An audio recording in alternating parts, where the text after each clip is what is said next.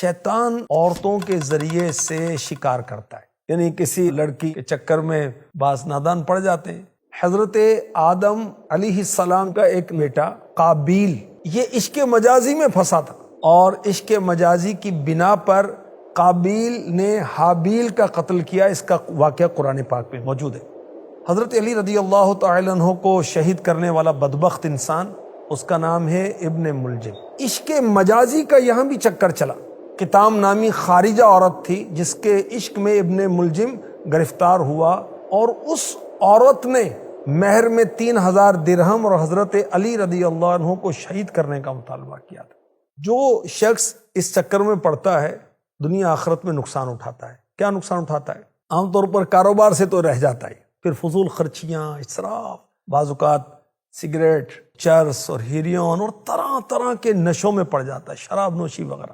بعض اوقات اس لت میں پڑھنے والے لوگ بدکاری کی نحوست میں گرفتار ہوتے ہیں، پھر خود بھی بدنام ہوتے ہیں، گھر والوں کو بدنام کرتے ہیں، خاندانی تعلقات ان کے خراب ہو جاتے ہیں، پھر ہر وقت غم ہے، ہر وقت فکر ہے، وسوسے آ رہے ہیں، نیند نہیں آ رہی، کھانا نہیں کھایا جا رہا، اور بدن پیلا پڑ جاتا ہے، جسم کمزور پڑتا ہے، تو اعضاء کے اندر بھی کپ کپی سی ساری ہونے لگتی۔ عقل جو ہے یہ بھی کمزور ہو جاتی اور بیماری چھا جاتی۔ بعض اوقات پھر ایسا شخص جو ان معاملات میں پڑتا ہے وہ پاگل سا لگتا ہے اور ہلاکت کے بس کنارے پہنچ جاتا ہے۔ اللہ کی پناہ۔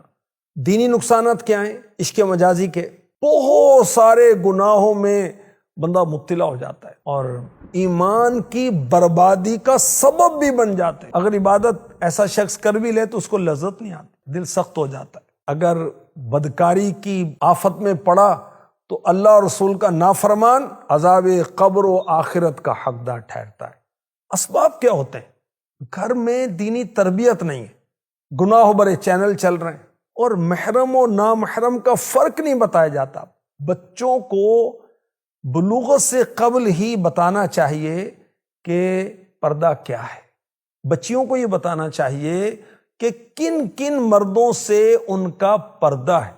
اچھا، بری صحبت مل جاتی ہے اسکول میں، کالج میں، اکیڈمی میں، ٹیوشن میں، جیم میں، اس وجہ سے بھی لت پڑ جاتی ہے۔ موبائل کا مس یوز، غلط استعمال، پھر وہ نمبر حاصل کر لیتے ہیں ایک دوسرے کا، اور پھر رابطے میں رہتے ہیں، اور پھر طرح طرح کے فحش میسیج یا فحش اشعار بھیجے جاتے ہیں، اور پھر گناہوں کا دروازہ کھلتا ہے اور تباہی کی طرف جاتے ہیں۔ توبہ استغفر اللہ۔ کو ایجوکیشن بھی اس کا ایک بڑا سبب، یاد رکھیے۔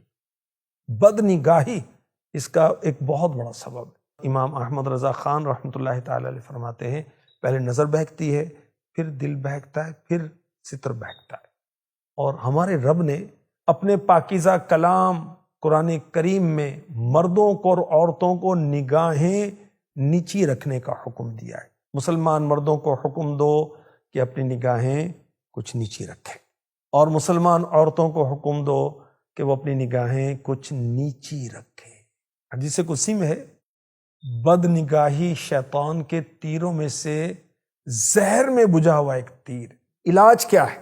بر وقت جلد شادی کر لینا بھی عشق مجازی کا حل ہے۔ کثرت سے روزے رکھنا بھی اس کا حل ہے۔